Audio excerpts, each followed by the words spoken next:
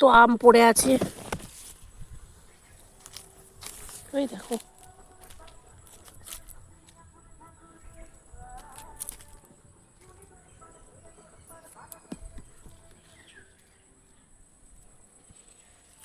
এই আমগুলো দেখো কত বড় বড় হয়েছে, দেখো, এই দেখো কত বড় বড় কচু। আর এগুলো দেখো ধনে পাতা পুরো। এই দেখো এখানে আরেকটা আনারস, দুটো। এই দেখো এখানে একটা আনারস হয়েছে।